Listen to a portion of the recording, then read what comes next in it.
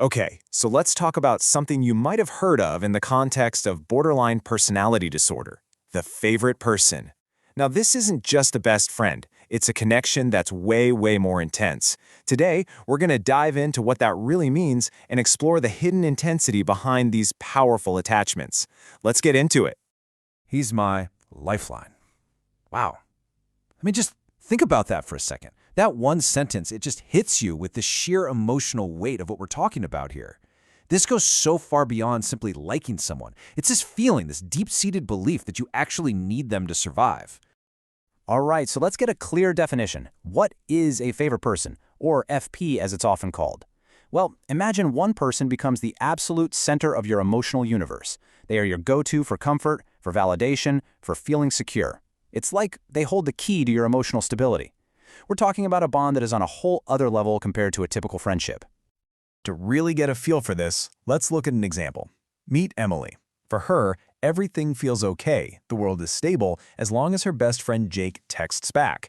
But the moment he doesn't, say he takes a little too long to reply, that silence can feel absolutely deafening, and for Emily, it triggers this huge, overwhelming spike of anxiety.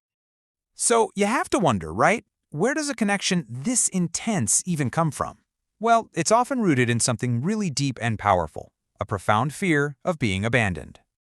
Let's dig into that a little more. What's really driving this? First, you've got that deep fear of abandonment we just mentioned. That fear creates this almost desperate need for constant reassurance. And when the world feels chaotic or unstable, it kind of makes sense, right? You find one person who feels safe and you latch on. They become your safe harbor in a storm.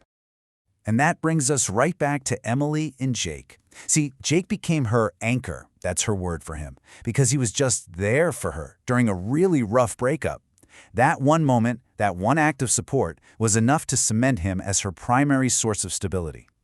But, and this is a big but, a relationship built on that much intensity, it is almost never a smooth ride. It's the definition of an emotional roller coaster, with these incredible soaring highs and these absolutely crushing lows. And this roller coaster, it often follows a pretty predictable cycle. First comes this phase of intense love and admiration. The FP is perfect, they can do no wrong. But then that shifts into a terrifying fear of loss. The FP is busy, they can't talk, and suddenly there's panic.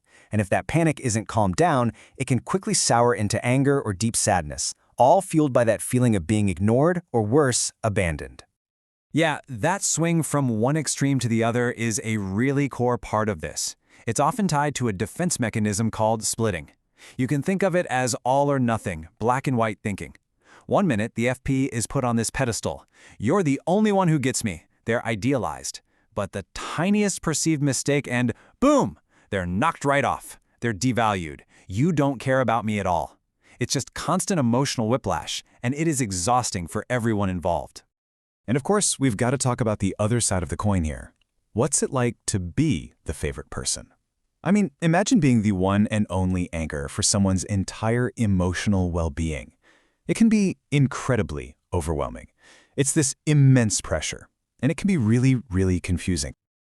Think about Jake. He starts to feel guilty for just wanting to hang out with his other friends because he knows Emily might get upset if she's not included. The boundaries get all blurry, and pretty soon the FB can start to feel trapped, like they're responsible for... Okay, so this all sounds pretty tough, and it is, but the story absolutely does not end here. It's so important to know that there is a path forward, a way to heal and find a new, much healthier balance in the relationship. So, that's the big question, isn't it? How do you actually make things better? How do you move from this intense dependency to something more stable and healthy for everyone? Well, it really comes down to a few key steps. First, and this is huge, is just recognizing the pattern for what it is. Then, it's about learning how to self-soothe, finding ways to manage that distress on your own without immediately needing the FP. Next up, and this is so vital, is setting healthy boundaries. And finally, getting professional support is a game changer. Therapies like DBT, that's dialectical behavior therapy, are literally designed to teach the skills needed for emotional regulation and building healthy relationships. And we can see this with Emily. As she goes through therapy, she starts to build out her support system.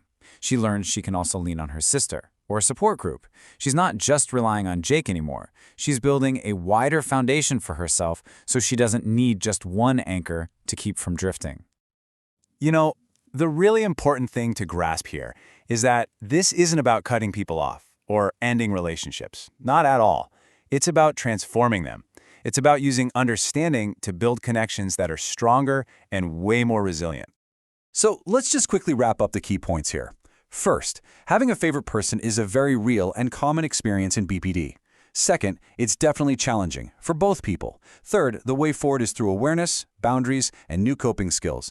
And finally, with that understanding and support, these relationships can absolutely grow into something stronger and healthier. And that kind of leaves us with one last thing to chew on, right?